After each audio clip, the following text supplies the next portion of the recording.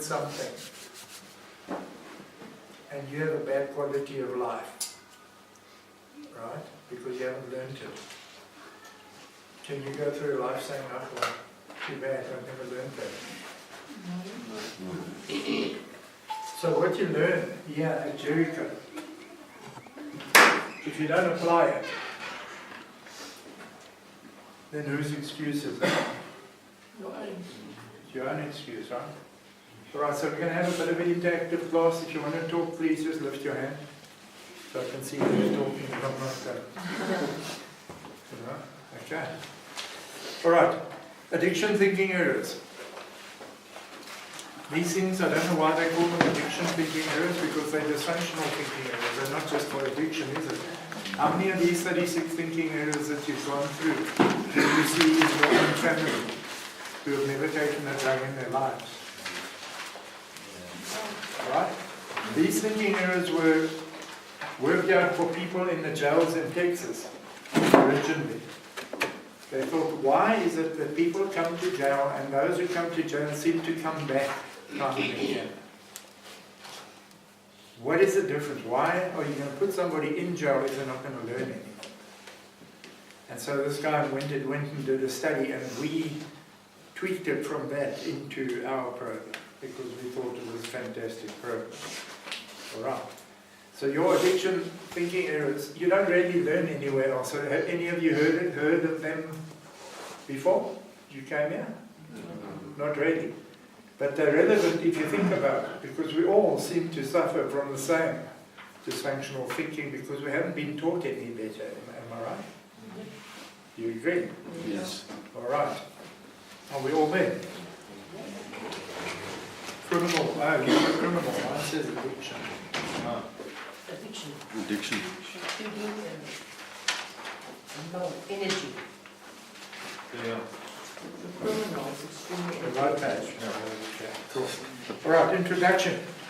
Within the context of my 20-year experience in the drug abuse and recovery field, there lays a deep frustration.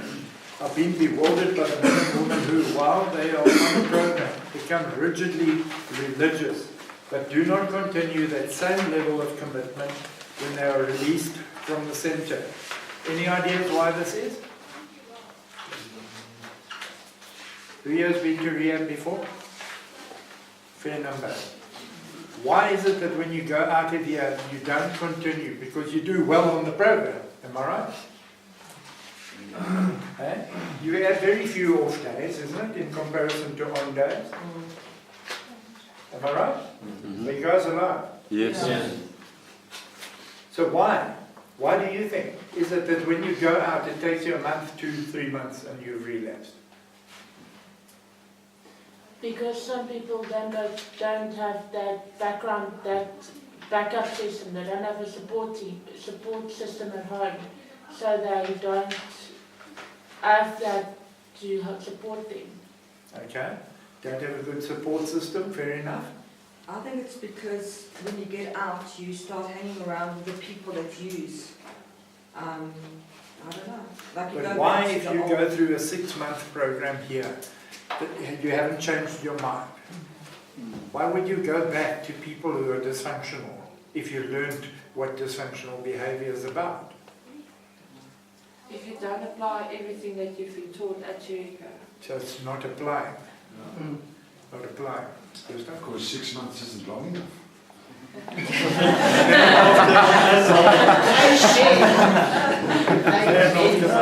you know in America now they've come that if you go to rehab, it's 2 years. Finish and clock. That's it. They say it doesn't work less than that because it takes time to apply what you learned. Yeah, you get hammered with a lot of information in your 6 months, right? And now you leave. And now there's nobody there to see the fruit. You put it into practice. Does that make sense? I think that's a big thing, right? Your parents don't understand what you've learned here. So your support structure isn't always what it should be. Your support structure becomes a policing structure of just the basics that we give you in the reintegration program, am I right? Basics are, you're going to get home such and such a time, you're going to hand in your slips, They're going to check your money. If you work with money, you're not going to have access to a phone for 3 months. You're not going to have access to a computer for 6 months. It doesn't always work, because one might leave you and go straight to varsity and he needs his computer to study, whatever the case might be. It doesn't work for everybody. But those structures don't seem to be enough. So what we've tried to do is get the parents to go to empowerment seminars to learn as well, so that you both grow at the same level. Because you come in here, you don't leave here on the same level that you come in. Or you shouldn't. Otherwise you've just done time, and it's like the Texas jails that they did these addiction thinking errors for, to try and help people that they don't come back. So, what we're saying is, are you learning a lot of information, but you haven't got the time to apply it? That makes sense? So from now on, you're all committed to 2 years. Yes.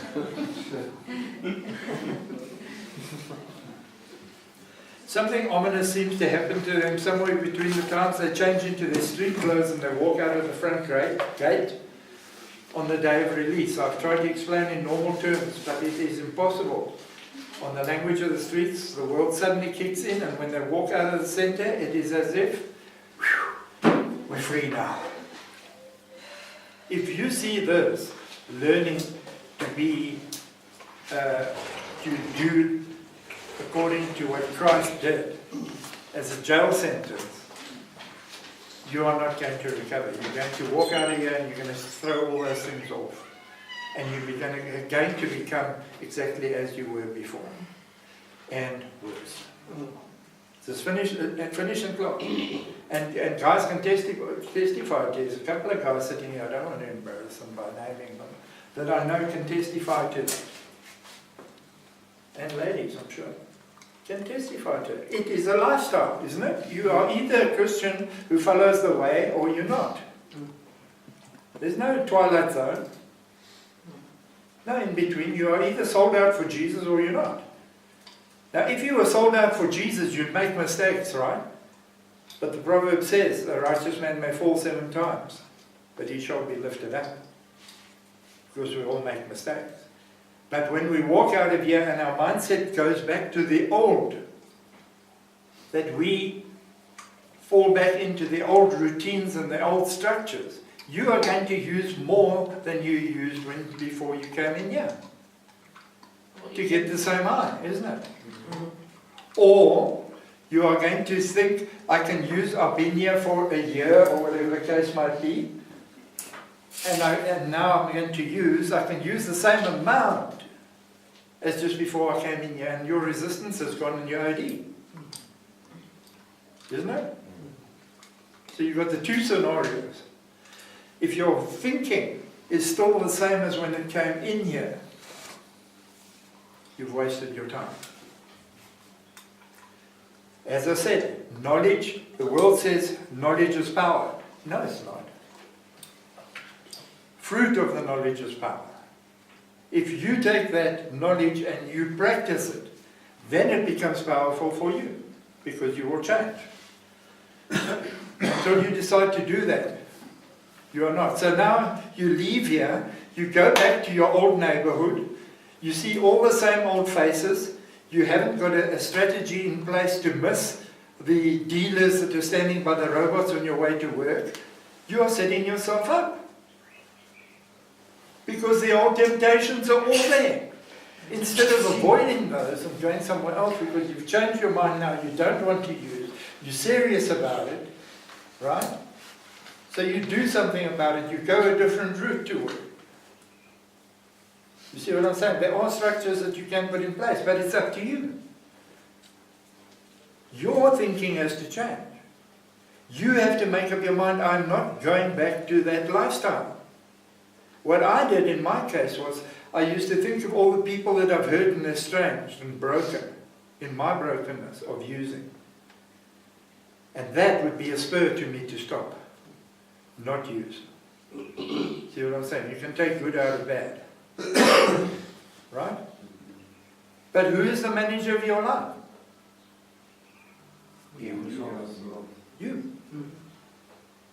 You're going to have to give the account for every thought, every word, and every action to God one day, because God is not unjust, because you can be in control of your own self.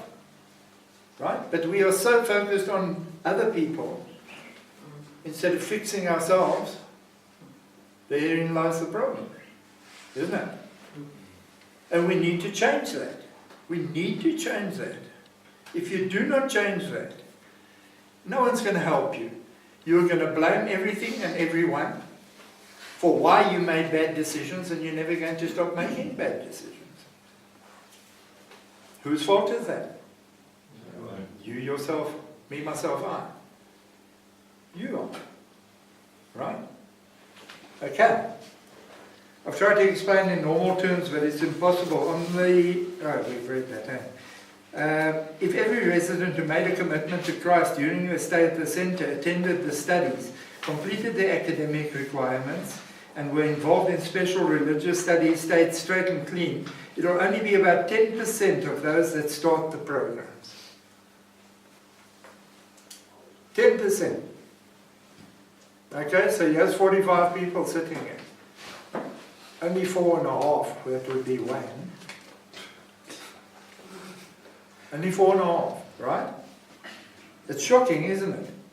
This is not the complete story. Of this 10%, there'll be still another 5 or more that haven't made a full commitment and experienced a changed condition of the heart. In other words, half of that 10%, that will make 2.25. Of everybody sitting here, only 2.25 are going to really commit their lives to Christ. And they'll make mistakes, but they'll make a success of their lives. That's a hectic stat, eh?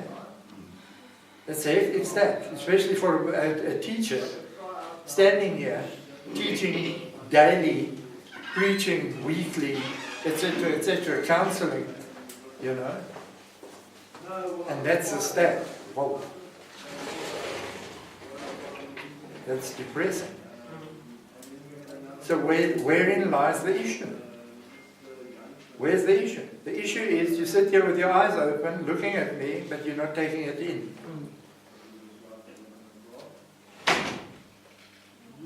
That's sad. That is sad, because who's better off if you come before Christ one day and you were under the teachings, for 6 months, 8 months, whatever the case might be, and you still not going to make heaven, to the man who's never heard a teaching, who's better off? Surely the man who hasn't ever heard of Christ before. That's very sad. Can you imagine how frustrated Jesus must be? That he uses us to teach and to speak the word of God, but you guys won't accept it. So what is the problem? Could it be faith? Could it be faith? That we're fooling ourselves, we're still in denial, we say we believe, but we don't put it into practice. And so we don't really believe. Because if I say to you, the sun's shining today, but you don't go out and have a look because you don't believe it, then for you, the sun is not shining today. You stay in bed. See what I'm saying? So you're getting the food, but you're not eating it. Why would that be? Why would people be that, can we call it stupid? Eh? You take the purity and you hold it to the mouth of the baby, and the baby refuses to eat, and so it dies. Have you ever heard of such stupidity? No. It's not naturally in us, is it? So what has happened? What has happened? What is stopping you from receiving the pure food that is being given through the Word of God? Could it be pride? Could it be that I know better? Could it be that I've been indoctrinated since young to go another way? Could it be that my thinking is skewed and what I think is right is actually wrong? You know, there could be a number of factors that play into this. How do you think God, who is love and created you, feels. How must he feel? Jesus looked at Jerusalem and he just cried. He said, how many times wouldn't I have taken you under my wing like a mother hen takes its chicks under its wings, but you wouldn't have it. You would not listen to what I'm telling you. And he just wept. Shortest verse in the Bible, Jesus wept. Sad, eh? So guys, what I'm saying here today is we are actually gambling with our own lives. We are. Because you're hearing the truth and you're hearing the lie, but you're believing the lie and convincing yourself that you are a believer. Who are you fooling? Fooling yourself. You're not fooling God by any means. You see what I'm saying? It's serious stuff. You're talking about your own life here. You're talking about life and death.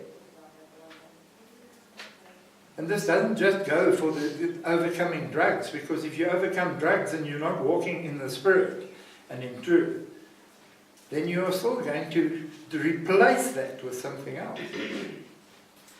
Isn't it? You're still going to put something before God as an idol and go to hell and die. See what I'm saying? It's a matter of walking in Spirit and in truth and there being fruit. So I love it what Gustav has said. My vision is to have a disciple school on that hill there. And for people who really want to serve the Lord after their program can come to the disciple school and I'll teach you how to serve. For a length of time. So that I can see your fruit. So you can develop your fruit. Because now you're getting all this information and you're a young tree, but you haven't borne any fruit yet. And then we're putting you out there in the winter season, out there where there's no support structure, like a little child, out in the bush to fend for itself. That's why I always say, guys, God is not confused. He's brought you here because He wanted you to be here. Hand over your time to Him and say, Lord, I'll be here until you open the door for me to leave. Then I know that I'm still in your will. Because God will not let you leave unless you're ready to leave for whatever your vision is, your first step on the ladder, which Pastor Fred spoke over a lot of you on Friday night. See what I'm saying? Now you go out and your parents don't understand anything and they say, okay, you must get a job and you're going to become a waiter at Mug and Bean. We all know where that's going to lead to. Unsatisfying job. It's not your calling. Long hours. People using drugs around you. Not in God's will. Set yourself up for a fall. See what I'm saying? Not walking in the will of God. It's a bit of a tough lesson, eh? It's a tough lesson. One contributing factor could be the difference in substance and form. The Bible says in 2 Timothy 3:5 that some people have a form of godliness but deny the power thereof. So you've got a form of godliness, you've got the first step, but you haven't got the faith yet to step out and walk in that, what you've learned yet. See what I'm saying? You're still sucking at the breast. You've just been born again. You're still a baby. So there is a difference in substance and form. What would the difference be? Substance is, the Word of God. Yeah. But you're not walking in it here from faith, from Spirit. Right? Or do you know what I'm talking about? As do most of you. So you've got the tools, but you're not taking them out of the toolbox. Let me ask you this question. In Ephesians 6, verse 10 onwards, it says that it gives you all the armor, right? Belt of truth, breastplate of righteousness, helmet of salvation, all those things to put on as armor to stop the devil's arrows. from hitting you, right? Then it says, and the sword of the word, which is the word of truth, which Jesus used in the desert 3 times to chase Satan away. The only thing that chases Satan away is the spoken word of God, because there's power in that word. The Holy Spirit inhabits that word. And it's the sword of the Spirit. So how many of you are actually drawing your sword out of the scabbard that you've been given and using it? Don't raise your hands, because I'll be shocked. I know I'll be shocked. See what I'm saying? The very first thing, you've only got one weapon that you've been taught in the Bible. You know it, yeah, but are you implementing it? Are you using that thing? Because that's the only thing that chases Satan. You can sit and go all day long. You can do yoga. You can try karate to get your frustration out. Satan is laughing at you. Because the only thing that chases him is the truth, which is the inhabited word of God, of the Holy Spirit, spoken by you, because you've got the Spirit in you. That's the only thing that chases him.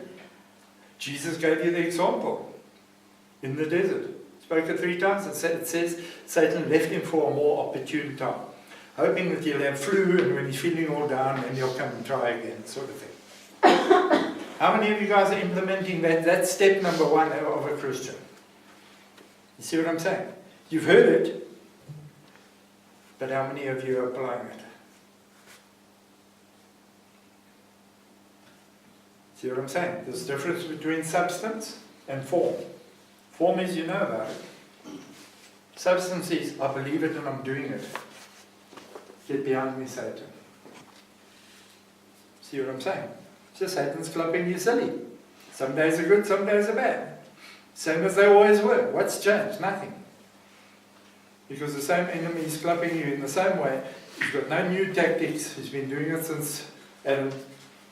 He's a liar since the beginning. He's still lying to you, and you're still believing it, and you're still trying to take your thoughts captive by putting it in a drawer, slamming it to the back of your mind, and thinking about something else as if it's going to go away. It's not. It's not. If I hurt Andrea with my words, and she doesn't respond by coming to me as a Christian in love and saying, Uncle Kevin, what you said really, really hurt me, but I forgive you. Then it's down there, waiting to build up, build up, build up, build up, until she starts getting judgmental. Oh, who does he think he is? You know, he talks like this in class, but he's like this out of class. Etc. You give the devil a foothold. Right? Ephesians 4:26 and 27. Don't let the sun go down on your anger. Don't give the devil a foothold. You know it, yeah? Do you do it? Do you apply it? You see what I'm saying? The difference between form and substance. Do you apply what you learn? Because if you are not walking in what you believe, by the time you leave here, my guys, you're not going to make it. You're not going to make it out there. Because out there, everyone's against you. Everyone wants something from you. You haven't got the guys here that are trying to edify and uplift you. See what I'm saying? You're setting yourself up. In denial. Oh, I'm a Christian. Everything's going to be fine. Onward, Christian soldiers, marching off to supermarket. See what I'm saying? You're fooling yourself. You have to start walking in faith. It's got to be substance. And this is what we say. You guys are all like, oh, I'm ready to leave. And we say to you guys, listen, we don't think you are. Why do you think we'd say that? Because we actually love you, and we know that you have been placed under our care as lambs for us to minister to. And we see by your fruits that you are not ready to leave. That's why we're saying that.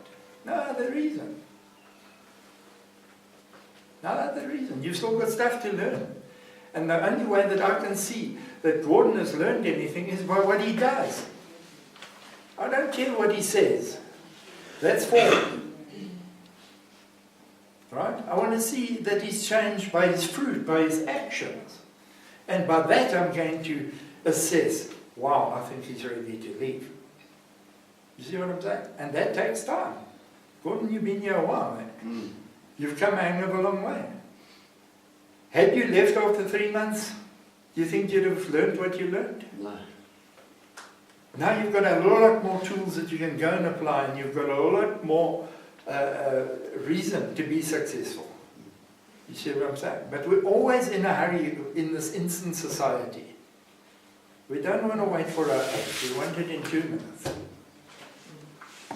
And God doesn't work that way. He doesn't work that way. It's a little by little you will enter into the promised land. Little by little.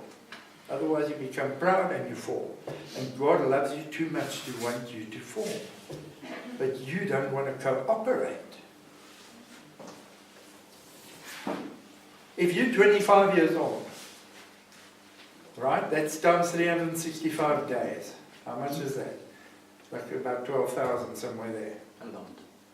12,000 days of dysfunctional learning. Then you want to come here for 6 months, 180 days, and you think you're ready. You've left all that 24,000 whatever days of dysfunctional thinking behind. You see what I'm saying? There's no balance. Guys, it's your life. It's your life. God has given it to you as a gift. It should be a rejoicing in the Lord. And if you're not into rejoicing in the Lord yet, then you still need to grow. Isn't it? That's a good gauge, eh?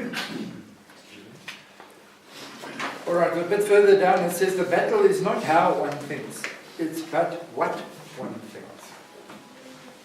So it's not how your thought processes work, it's about what you place your thoughts on. So now you've been learning this way, and God comes around and says a different way. You've been learning that dog eat dog world, you form your own destiny, alright? God doesn't worry about it, He's given you life now. You must go and make what you must want out of life, right?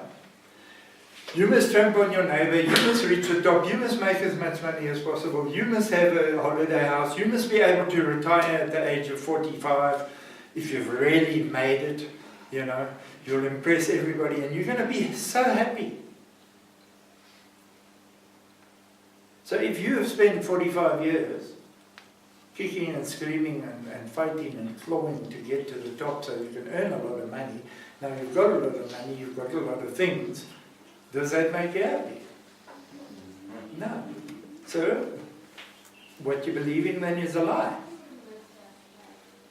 God turns around and says, listen, don't worry about this material stuff here. Put your eyes on me and I'll give you what you need. Whoa. That's now a whole paradigm shift. See what I'm saying?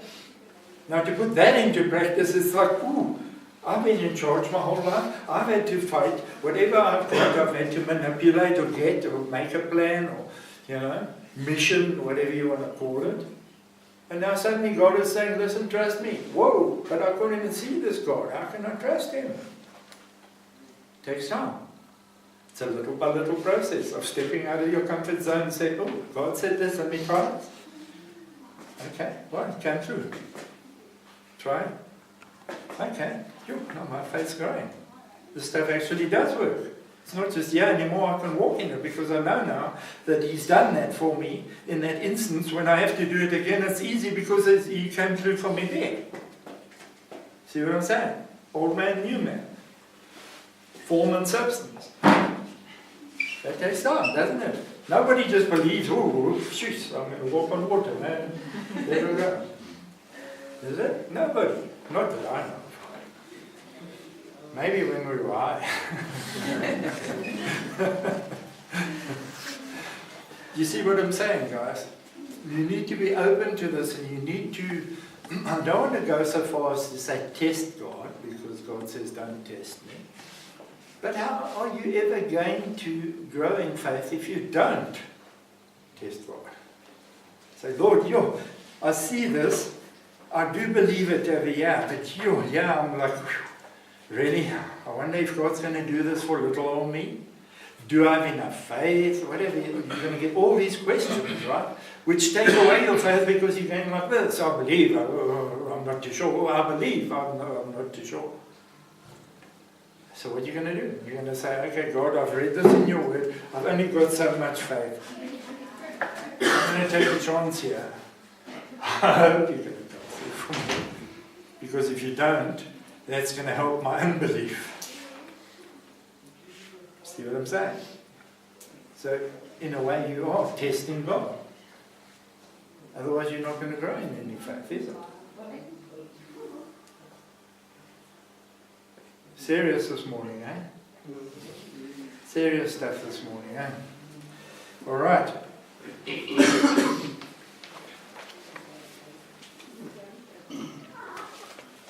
Faith-based programs operate on the premise that change takes place over time, and they measure their success on the people that complete their programs. The fact of the matter is, to finish the 1 year or longer programs, you need substance in your faith. You see, in the 6 months program, there's so much to learn because you've come here and you've either been taught some stuff, but you never knew the deeper stuff of Christ.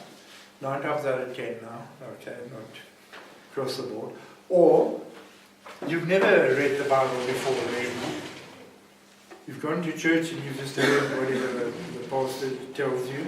You've never checked it out for yourself. So you've never stepped into it and started meditating on it, right? So you can say that you are newly born Christians when you come here. And in 6 months you get bombarded with a lot of information, right? Because the Bible's full of it. So you don't get the opportunity to put anything into practice, really. You see what I'm saying? And now, so you've got a lot of information, you get placed out there where nobody around you is actually using this information and encouraging you to use it anymore. And so little by little you fall away. Because going to church for 45 minutes on a Sunday is not enough to make you walk in trust of God at all times. You see what I'm saying? So it's difficult. It's difficult. I agree. I love it. 2 years. Gustav's here for 2 years. You all were witnesses. What's your name again? Right.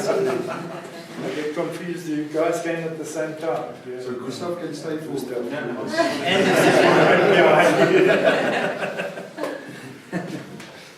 But you see what I'm saying? It's a life skills program. Actually. It's not a rehab. A rehab is actually just what God has used as a label because He loves drug addicts, ex-druggies like you all are, to come here to learn the truth.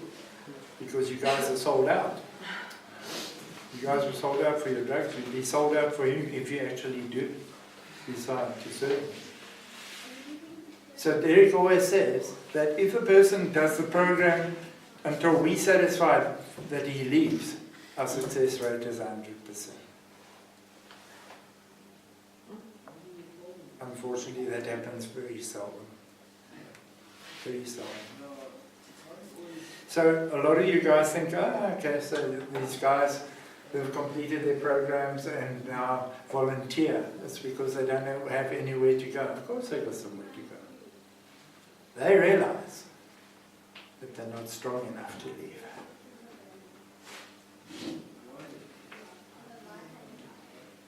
Hulle gebruik hulle koppies, né? Koppie het baie geraas, nou nie so baie nie. They realize that they need longer and that it's going to be a fruit-bearing process. It's not an overnight thing. It's not an overnight thing. Holy Spirit doesn't come convict you of all your sin at once because you just despair and work on nothing. Holy Spirit comes and convicts you little by little, isn't it? Work on your slander, work on your swearing, work on what you talk, work on using the sword of the Spirit. Work on this, work on that, work on your anger, one by one by one. And then a year later you look back and you see, whoa, I didn't realize it, because God says He does not sleep nor slumber. He works 24/7. Which means what? Wow, when I'm sleeping, He's working on my spirit. I can't see it. I don't know where my spirit is even. That's how faithful God is. And if God says that, I believe it. Isn't it? So is He going to be working on your spirit 24/7 if you're not dedicating your life to Him and putting Him first? That's the question. The question is, if you've been born again, can you lose your born again-ness? No. Can you backslide?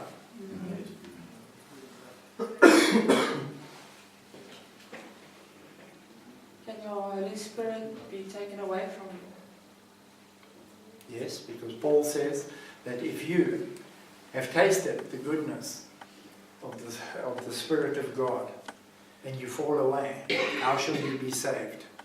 You shall be like salt trampled under men's feet. You shall be like a tree, uprooted, not chopped off, uprooted and cast in the fire. Because what you're doing is crucifying Christ again.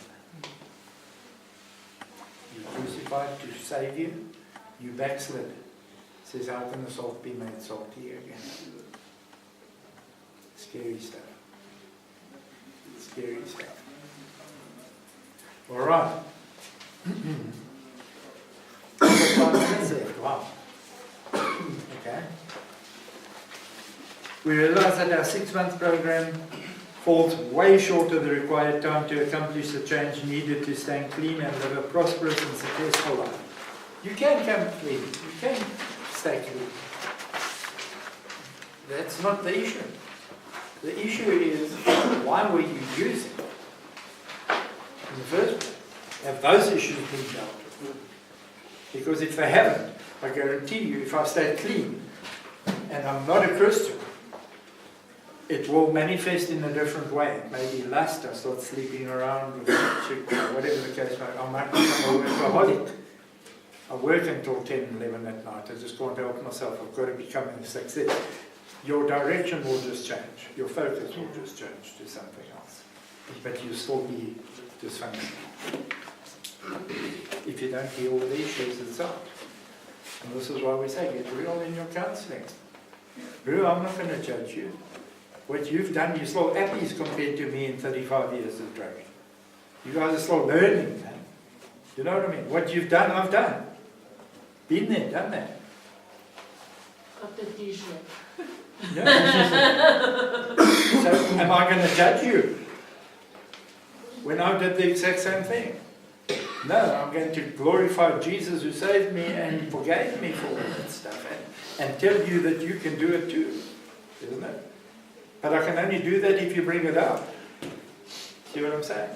You can do halfway and then you still got the festering wound down here that you haven't dealt with, which is just going to bubble up and start taking over more and more again when you leave. Or you can just scrape it clean with a scalpel now. One shot. I say, lekker on, move on. Old is gone, new has come. That's what it's all about. That's what it's all about. Because if you don't get rid of the old, you still got the old. You go out there, you're still going to go back to the old because it's compelling you. See what I'm saying? All right. Dealing honestly and realistically with problem-producing thinking errors as they relate personally becomes a painful task. But no pain, no gain. I share this information out of a sincere desire to help people discover what they really need to be set free from. We talk a great deal about addictions, anger, and inverted values. But what about what we think? People do what they do because they think what they think. If you think you are doing the right thing and you believe the lie, you are still walking in darkness. And what excuse are you going to have when you come before Jesus? Yeah, no, he told me that, but I was dealing with something else. I was concentrating on my chick out there who, not losing her. Or whatever the case might be, I wasn't concentrating on myself fully because I didn't like the rules and the regulations. I wasn't concentrating fully because I didn't like Pastor Kevin's teaching. He's like too in my face. You can use any excuse you like. But at the end of the day, it's not the teacher, it's the one who's teaching through him. So if you take offense to me, I'm sorry that I give offense. But if you take offense, then there's something wrong in your heart. Because Jesus said, don't take offense.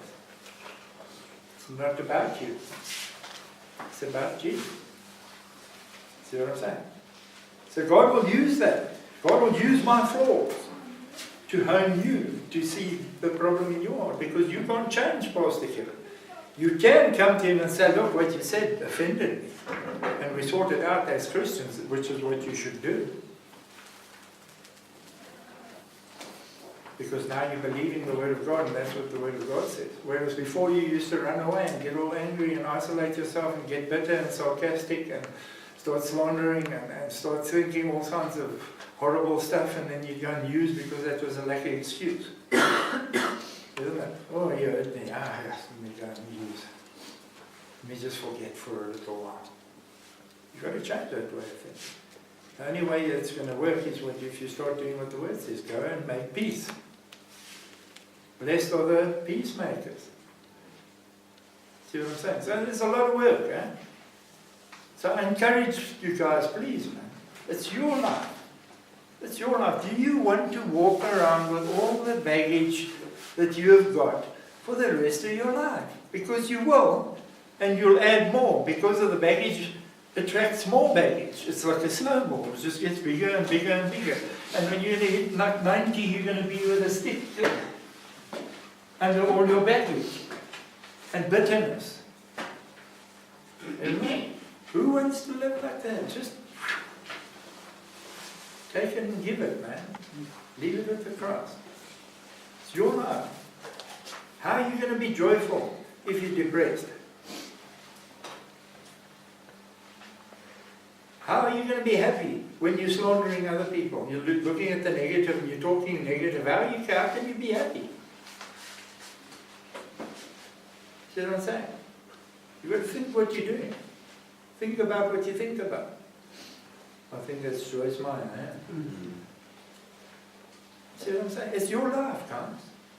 And you can walk free in Christ. You can walk in truth and in light and in joy and have abundant life and have a connection with God that you've got no fear of man. I mean, if you're right before God, why would I fear what Ollie thinks of me? You know what I mean? I fear what God, if I do something wrong before God, that I'm going to fear about. But if I'm right before God, man, I can run to him and say, yes, like, Lord, Ollie's freaking me out, help. I've got bitterness in nothing. Take this from me. I cast it out in the name of Jesus Christ. And then I'm free. And then I go to Ollie with love in my heart, no bitterness, and say, hey, Ollie, man, geez, what you said really bugged me, but I love you, my bro. Come here. And we're right. See what I'm saying? You can walk free. That's what God has given you the opportunity to do here, to learn and to do. To concentrate on yourself. Guys, don't concentrate on each other, man. Listen, if you concentrate on me long enough, you're going to find a lot of flaws. You're going to find a lot of faults here. I'm so far from perfect. I'm perfect in my imperfections. You know what I mean? But it's not, you're not here to fix me. You're here to fix me. All right. Father, we just thank you for this opportunity to come before you and just to learn and to get more. I thank you for each and every single person that's here today. I know you brought them here. And I know that you are opening their spiritual eyes and ears of understanding to hear what you're saying. And it can be very harsh. And sometimes it is very harsh. But sometimes that's just what we need to hear. I pray that you will strengthen us and help us to work on our flaws in conjunction with the Holy Spirit who is in us. I pray that you bless us today and be a peaceful and joyful day, Lord. In Jesus' name. Amen. Amen.